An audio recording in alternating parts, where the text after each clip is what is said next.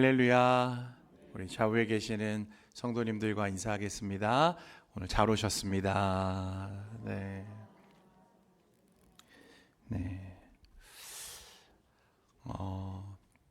사람을 힘들게 하는 많은 고난들이 있습니다. 대표적으로 질병, 가난, 재앙 이런 것들이죠.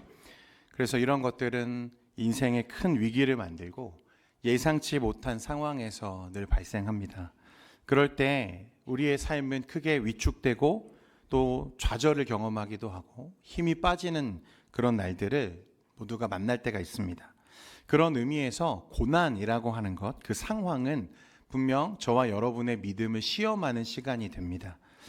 그런데 여러분, 그런 고난들, 어떤 상황이 주는 어려움들, 이런 고난은 역설적이게도 우리를 하나님으로 하여금 더 가까이 가도록 만들기도 하고 하나님을 더 바라보게 만들기도 하고 나의 의지로 할 수 없음을 깨닫게도 하며 나의 약함과 나의 자금을 알게 하셔서 하나님을 붙드는 믿음의 자리로 이끄는 경우도 덜어 있는 것을 우리가 보게 됩니다.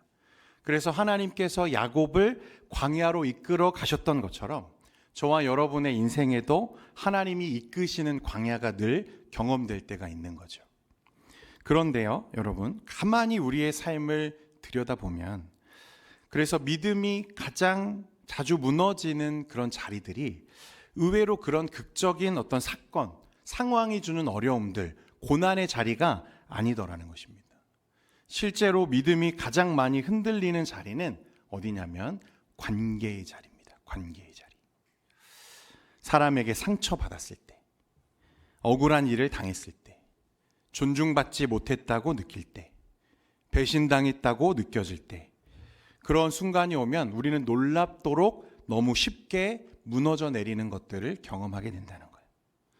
여러분 경험해 보셨는지 모르겠지만 이 관계에 문제가 생기고요, 상처에 분노가 시작되면요, 기도가 될까요, 안 될까요? 기도가 안 돼요. 사람을 미워하기 시작하면요, 기도가 중단됩니다. 말씀을 붙들고 신실하게 몸부림치며 살아왔던 사람들이 한순간에 그 모습이 무너져 내리는 것들을 자주 보게 돼요. 입술에서는 믿음의 고백보다 마음에서 분노로 치밀어 오르는 그 억울함들이 먼저 튀어나오고, 그런 관계의 자리에서 그래서 우리의 신앙, 우리의 믿음은 아주 솔직한 모습을 더 드러내는 경우가 많습니다. 상황과 고난 앞에서는 그래도 끝까지 하나님을 붙들려고 했던 사람들도 이 관계의 문제 앞에서는 맥을 못 추고 넘어지는 거죠. 왜 그럴까? 왜 우리는 분명 하나님 앞에서는 신앙인인데 사람과 그런 상황, 관계 앞에서 더 쉽게 무너져 내리는가? 여러분 왜냐하면 여기에는 분명한 이유가 있습니다. 관계는 단순한 상황이 아니라 인격의 중심부를 직접 건드리는 자리이기 때문에 그런 거예요. 심리학적으로 말하면 인간은 위기나 실패 앞에서는 상황을 외부 요인으로 해석하는 경향이 있습니다. 일이 잘 안 풀려서 그래. 환경이 나빴을 뿐이야. 운이 안 좋았어. 형편이 나빴어. 그런 변명이 가능하다는 거죠. 그래서 고난 앞에서는 하나님께 도움을 구할 여지가 남아 있습니다. 상황이 나를 공격할 때는 여전히 피할 구멍이 있다는 거죠. 그러나 관계의 상처는 달라요. 관계에서 오는 상처는 결과의 문제로 우리에게 다가오는 것이 아니라 존재의 문제로 우리에게 다가오는 거예요. 사람은 관계 속에서 단순히 어떤 일을 겪는 것이 아니라 내가 어떤 사람인가를 질문하게 되는 자리에 꼭 서게 된다는 것입니다. 누군가 나를 무시한다고 여겨졌을 때, 가볍게 여겨졌다고 느낄 때, 존중받지 못하고 있다고 느낄 때 단순히 우리가 아쉬움과 상처를 받는 정도가 아니라 자신의 정체성, 그 중심이 흔들리는 경험을 하게 된다는 거예요. 잠언 18장 14절에 보면요, 이런 말씀이 있습니다. 사람의 심령은 그의 병을 능히 이기려니와 심령이 상하면 그것을 누가 일으키겠느냐. 여러분 뭐가 더 아프다는 거예요? 관계의 상처가 더 아프다는 것입니다. 그래서 관계의 상처는요, 어떻게 번역되죠? 내가 틀렸나? 나 이거밖에 안 되는 사람인가? 내가 이 정도 대우를 받아도 되는 사람이었나? 이런 질문들 앞에 우리가 서는 거예요. 그리고 그 지점이 정확하게 우리의 믿음이 가장 많이 흔들리고 시험받는 장소가 되기도 합니다. 왜냐하면 믿음은 하나님 앞에서 나의 정체성을 붙드는 일인데, 관계의 상처는 그 정체성을 바로 사람의 평가 앞으로 끌어내리기 때문에 그런 거예요. 폴 투르니에라고 하는 그 기독교 정신의학자가 있습니다. 이분이 어떤 말을 했냐면, 인간은 하나님 앞에서만이 아니라 타인의 시선 앞에서도 끊임없이 자신을 증명하려는 존재다, 이런 말을 했습니다. 그러니까 인간은 관계 속에서 자신의 정체성을 확인하는 존재이기 때문에 관계의 상처는 단순한 감정의 문제가 아니라 존재의 문제로 해석되어지고 여겨진다는 거예요. 실패와 고난은 상황의 문제로 해석할 수 있고, 그런 상황 탓을 할 수 있어요. 어쩔 수 없었어, 운이 안 좋았어, 그렇게 말할 수 있어요. 그런데 관계의 상처에서는 내가 어떤 사람인가, 그런 질문으로 우리를 끌어내리는 것을 자주 경험하게 됩니다. 그래서 관계의 자리에서 말씀이 가려지고 믿음보다 감정이 먼저 반응하는 일이 자주 일어나는 거예요. 그리고 오늘 로마서 12장은 바로 이 자리, 가장 우리가 많이 흔들리는 그 자리에서 그리스도인의 믿음이 어떻게 작동해야 하는지를 보여주는 말씀입니다. 오늘 18절 말씀 같이 한번 읽겠습니다. 18절입니다. 시작. 할 수 있거든 너희로서는 모든 사람과 더불어. 아멘. 오늘 이 말씀을 보면서요, 바울이 모든 사람과 어떻게 하라고요? 화목하라, 화목하라. 모든 사람이라고 했기 때문에 당연히 좋은 사람과만 화목해라? 아닙니다. 마음 맞는 사람과만 화목하면 된다? 아니죠. 관계의 범위를 넓혔어요. 무엇과? 모든 사람과 더불어 화목하라. 여러분, 근데 이게 너무 어려운 말이죠. 어떻게 모든 사람과 화목할 수 있습니까? 저같이 성격이 좋은 사람도 모든 사람과 화목하기는 참 어렵더라고요, 여러분. 농담입니다. 그런데 오늘 말씀을 자세히 보면요, 여러분, 아주 중요한 단서가 하나 붙어 있어요. 맹목적으로 그냥 다 화목해라, 그런 요구가 아닙니다. 앞에 뭐라고 말했어요? 할 수 있거든.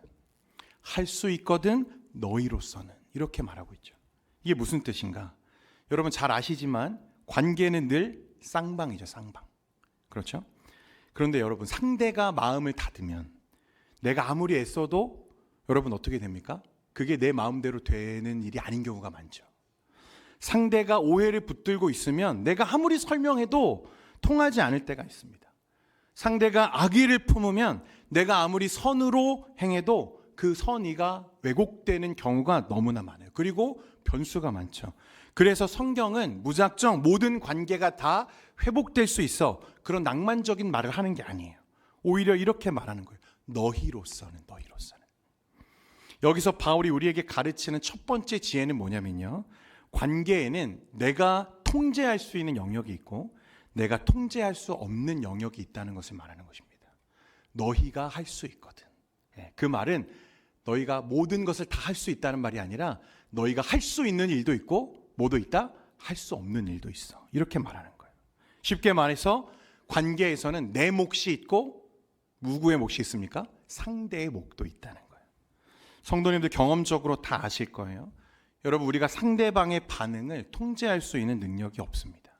상대의 반응은 우리 마음대로 되지 않죠. 상대가 변할지 말지는 내 손에 있지 않다는 거예요. 내가 통제할 수 있는 것은 그래서 오로지 무엇뿐입니까? 내 반응뿐입니다. 그러니까 내가 통제할 수 있는 영역은 뭐예요? 내 마음인 거죠. 내 태도가 바로 저와 여러분이 오늘 주목해야 할 믿음의 영역이라는 것을 말하는 거예요. 내가 어떻게 반응할지, 어떤 표정으로 그를 대해야 할지, 어떤 선택을 할지는 하나님 앞에서 내가 책임져야 하는 영역임을 말씀하는 것입니다. 그래서 믿음은 여러분 상대방을 바꾸는 능력이 아닙니다. 믿음은 내 태도를 하나님 앞에 세우는 용기를 말하는 거예요. 관계가 어려울수록 여러분 그 사실이 더 선명해지는 것을 경험하게 돼요. 관계가 쉬우면요, 믿음이 없어도 화목할 수 있습니다. 그렇죠? 그런데 관계가 어려울 때 우리의 감정이 상하고 자존심이 건드려지고, 여러분 그러면 어때요? 막 분노가 불뚝불뚝 올라오잖아요. 상을 뒤집어 엎고 싶잖아요. 그죠? 하루에도 몇 번씩 경험하시죠? 그러나 그런 상황에도 내가 내 태도를, 내 마음을 하나님 앞에 세워둘 수 있다면 여러분 그때 그 믿음이 진짜라는 것입니다. 여러분 성경에서 가장 억울한 일을 많이 당한 사람 중 한 사람이 누구냐면 다윗입니다. 다윗과 사울. 사울은 늘 누구를 죽이려고 해요? 다윗을 죽이려고 해요. 심지어 둘 사이가 어떤 관계입니까? 장인과 사위잖아요. 사울은 끊임없이 다윗을 질투하고 죽이려고 시도하죠. 이유가 무엇입니까? 다윗이 뭔가 나쁜 짓을 했습니까? 아니었어요. 사울의 마음에 시기함, 질투가 들어온 거죠. 하나님이 다윗과 함께 하시는 것을 보면서 사울은 자기 왕권이 흔들린다고 느낍니다.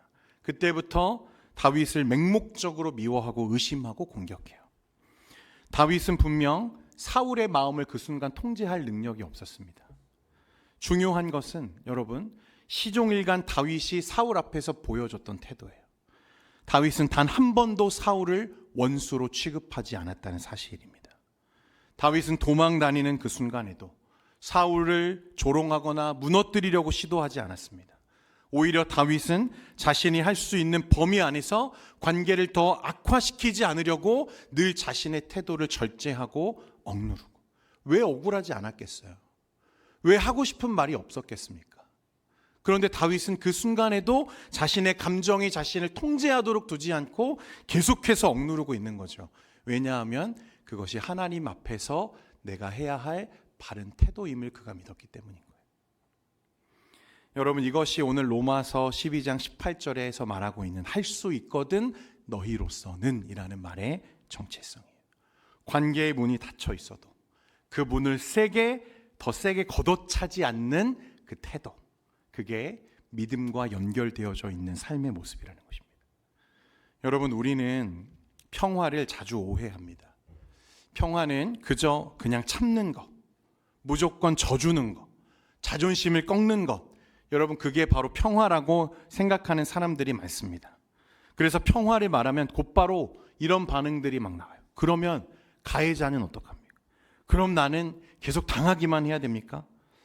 여러분 그런데 바울이 말하는 화목은 그런 약한 화목을 말하는 것이 아닙니다. 바울이 말하는 평화는 하나님을 신뢰하기 때문에 감정을 통제하는 선택의 영역을 우리에게 말하고 있는 거예요.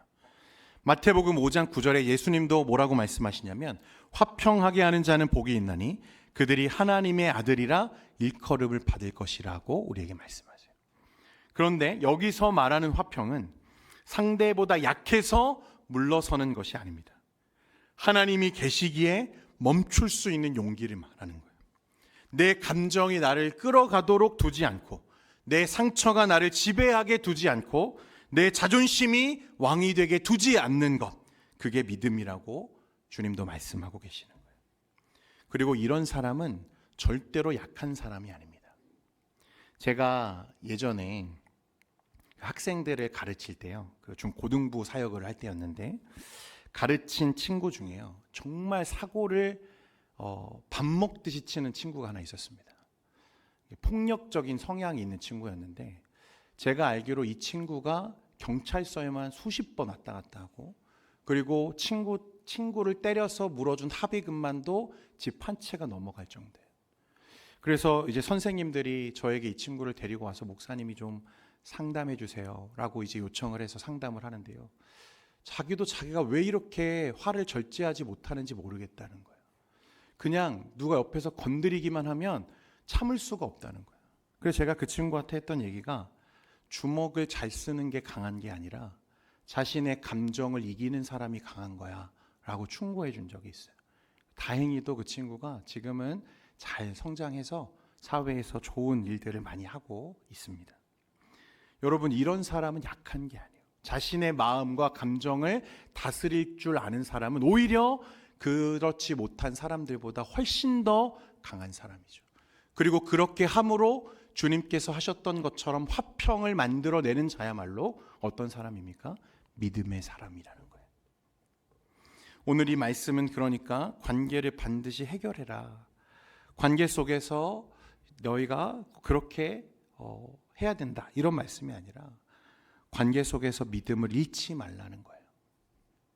관계의 결말은 내가 결정할 수는 없지만 관계 속에서 내가 어떤 사람이 되는지는 하나님 앞에서 내가 책임져야 되는 자리이다.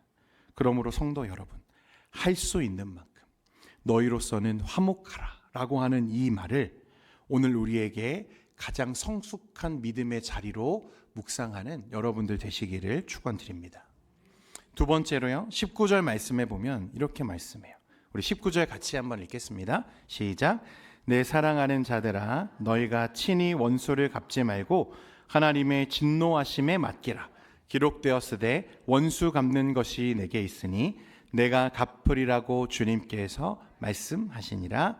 아멘. 여러분, 친히 원수를 갚지 말고 하나님의 진노하심에 어떻게 하라고요? 맡기라, 맡겨라. 바울은 우리의 마음 한복판을 지금 정확하게 겨냥해서 찌르는 것 같아요.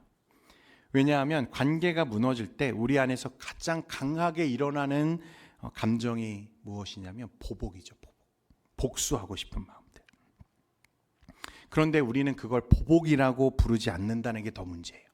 우린 이것을 무엇이라고 부릅니까? 정의, 공의, 공정, 상식, 원칙이라는 말로 무엇을 말합니까? 보복을 포장하는데 선수죠. 그런데 그 속을 깊이 들여다보면 그런 마음이에요.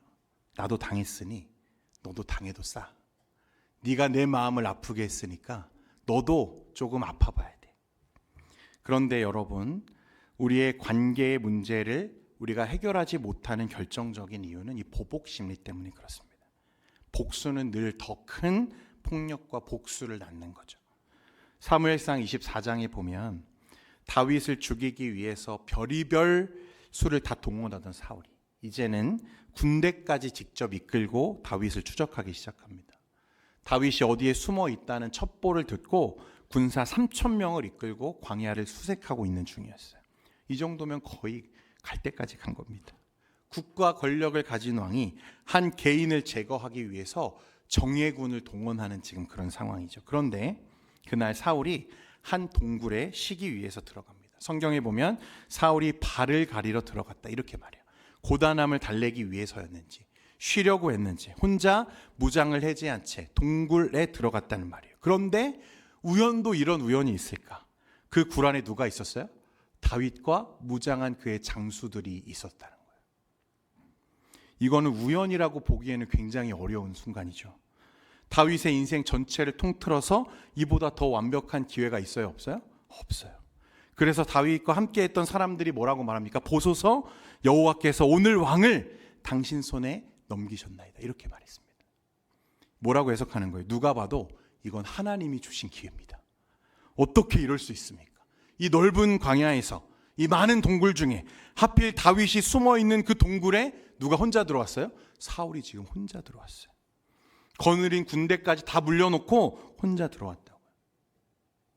그래서 모든 사람이 지금입니다. 다윗이요. 지금이 바로 하나님이 주신 기회인 것 같습니다. 라고 말했다는 거예요. 그런데 다윗이 어떻게 했습니까? 사울을 죽이지 않았어요. 다윗은 이미 2번이나 그를 죽일 기회가 있었음에도 그렇게 하지 않습니다. 그날 어떻게 했죠? 대신 조심스럽게 사울의 옷자락, 겉옷의 옷자락을 베어서 가지고 갑니다. 그리고 그 순간 성경은 이렇게 기록하죠. 그 후에 다윗의 마음이 자책하더라.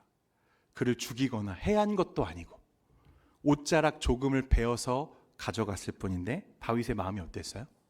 후회했어요. 자책했다는 거예요. 사울의 옷자락을 베는 것조차도 괴로워했습니다. 사울이 좋아서가 아니에요. 내가 하나님이 기름 부으신 자를 건드렸다는 그 사실을 괴로워한 것입니다. 사울은 이미 무너진 왕이에요. 사울은 신뢰할 수 없는 사람입니다. 다윗은 그것을 잘 알고 있어요. 그리고 이 정도 상황이면 거의 대부분 사람들은 아마 하나님이 주신 기회라고 그렇게 해석했을 겁니다. 여러분, 이게 핵심이에요. 다윗은 사울의 인격이나 선함을 신뢰해서 칼을 내려놓은 게 아닙니다. 저 사람이 바뀔 수 있다고 기대해서 그것을 멈춘 게 아니에요. 그가 멈춘 이유는 이 문제를 내가 해결해야 될 일이 아니라 누가 해결해야 되신다? 하나님이 해결해야 돼. 하나님이 판단하실 일이다. 하나님께 맡기고 있는 거예요. 사무엘상 24장 12절에 여호와께서는 나와 왕 사이를 판단하사 여호와께서 나를 위하여 왕에게 보복하시려니와 내 손으로는 왕을 해하지 않겠나이다. 하나님이 혹 나 사이에 판단하셔서 하나님이 왕에게 보복하실 수 있어도 저는 그렇게 하지 않겠습니다. 여러분, 이것이 하나님께 맡긴다는 말의 실제입니다. 맡긴다는 것은요, 그저 상황을 외면하는 게 아니에요. 맡긴다는 것은 억울함을 부정하라는 것도 아닙니다. 아무 일도 없었던 것처럼 행동하는 것을 말하는 게 아니에요. 맡긴다는 건 내가 가장 정당하고 가장 유리하고 가장 분노할 수 있는 그 자리에서조차 하나님의 자리를 침범하지 않겠다고 결단하는 것입니다. 그리고 그 믿음이 로마서 12장 19절이 말하는 친히 원수를 갚지 말고 하나님의 진노하심에 맡기라는 그 말씀의 가장 생생한 실제라는 것입니다. 보복은 잠깐은 통쾌합니다. 그런데 그 통쾌함이 오래 가지는 않더라고요. 오히려 보복은 내 마음을 더 깊이 묶어둡니다. 왜냐하면 보복을 실행하는 순간에 나는 그 사람과 같은 방식으로 살기 시작하기 때문에 그래요. 그 사람이 나에게 준 악을 내가 또 다른 악으로 되갚는 순간에 나는 그 악의 흐름 안에 휩쓸려 들어가는 것입니다.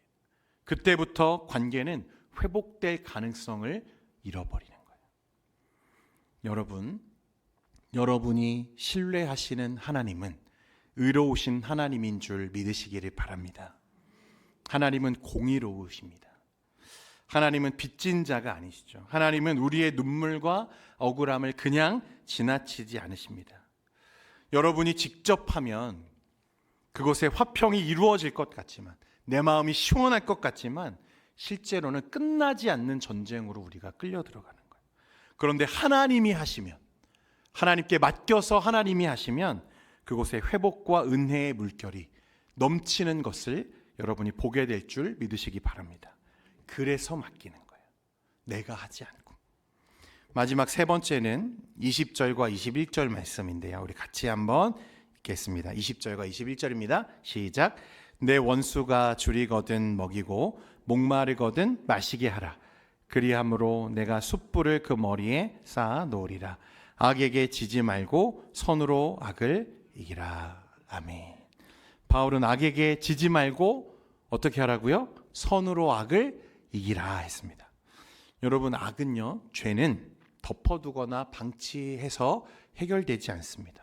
그래서 악은 반드시 뿌리를 뽑아야 되거든요. 그렇지 않으면 번지거나 골마서 터지는 경우가 태반입니다. 그래서 바울도 이기라 이렇게 말하죠. 여기서 이기다라는 말은요, 원어의 의미를 살펴보면 정복하다라는 뜻입니다. 정복하다. 잘해내다, 조금 노력해라, 그런 의미가 아니라 정복하다, 제압하다, 지배권을 얻다, 승리를 확정짓다, 이런 의미예요. 경쟁에서 간신히 이기는 수준이 아니라 상대가 더 이상 영향력을 행하지 못하도록 만드는 승리를 우리에게 말하는 것입니다. 그게 이기는 거죠. 그런데 이기는 방식이 중요해요. 이기는 것 자체도 중요한데 이기는 방식이 중요해요. 무엇으로 이기라고요? 선으로 악을 이기라. 여러분, 이 세상에서 가장 근본적 질서 개념이 무엇입니까? 눈에는 눈, 이에는 이. 이 세상이 지배되고 있는 그 운영 원리가 이거 아닙니까? 악을 이기기 위해서 이 세상이 우리에게 종용하는 방식은 뭐예요? 더 큰 악입니다. 힘을 이기기 위해서는 뭐가 더 필요하죠? 더 큰 힘이 필요하죠. 폭력에는 더 큰 폭력으로. 그것이 이 세상이 추구하는, 이 세상이 평화를 이루어가는 방식입니다. 이게 팍스 로마나라고 말하죠. 그런데 여러분, 우리 주님은 어떤 분이셨습니까? 우리 주님도 힘으로 남을 제압하는 그런 분이셨습니까? 우리 예수님이 그렇게 폭력으로 세상을 정복하신 분이십니까? 우리 주님이 이루신 승리는 어떤 승리였습니까? 주님은 가장 높은 분이시지만 가장 낮아지셨습니다. 우리와 함께 하려고 우리와 같이 되신 주님이시죠. 주님은 가장 강하신 분이시지만 가장 약해지신 분입니다. 천군의 천사를 동원하셔서 저 로마 제국을 단번에 쓸어버릴 수 있는 권능과 힘이 있으시지만 주님은 침묵으로 묵묵히 그 십자가를 감당하신 분이십니다. 주님의 승리는 그렇게 져야만 승리하는 하나님의 놀라운 신비를 우리에게 말하기 때문에 그래요. 선으로 악을 이긴다는 것은 어떤 것입니까? 우리 주님과 같이 하는 것입니다. 그래서 믿음이란 결국 예수님이 걸으신 방식으로 관계를 선택하는 자리를 말하는 거예요. 악으로 대응하면 악은 늘 확산되죠. 관계는 더 깊이 망가져요. 마음은 더 강팍해집니다. 그러나 선으로 대응하면, 주님처럼 하면 관계의 구조가 바뀌기 시작해요. 상대가 당장은 변하지 않을 수도 있겠죠. 하지만 분명한 것은 하나 있습니다. 나는 무너지지 않는다는 거예요. 선은 상대를 변화시키지 못할 수도 있어요. 상대방이 마음을 걸어 잠그면 그건 참 어렵습니다. 그런데 우리가 주님의 길로, 주님이 행하신 방식으로 내가 걷기를 결정하는 순간에 무엇은 지킬 수 있어요? 내 마음의 평강은 지킬 수 있다는 것입니다. 악의 방식으로 살지 않게 지켜주는 거죠. 복음의 방향에서 이탈하지 않을 수 있다는 거예요. 그래서 20절에 보면 내 원수가 줄이거든 먹이고 목마르거든 마시게 하라. 그리함으로 내가 숯불을 그 머리에 쌓아 놓으리라. 원수에게 줄이거든 먹이라. 목마르거든 마시게 하라. 누가 이렇게 하신 거예요? 주님께서 그렇게 하신 거예요. 예수님은 원수를 사랑하셨죠. 십자가는 악에 대한 침묵이 아닙니다. 굴복도 아니었어요. 십자가는 악을 선으로 이긴 결정적 사건이었습니다. 세상은 폭력으로 이기려고 해요. 그런데 예수님은 사랑으로 이기신 분이십니다. 세상은 보복으로 균형을 맞춰야 된다고 말하지만 예수님은 용서로 새로운 세계를 여셨습니다. 그리고 여러분 믿음은 정확하게 주님이 걸어가신 그 길을 주님과 같은 방식으로 살아내는 것을 믿음이라고 말하는 거예요.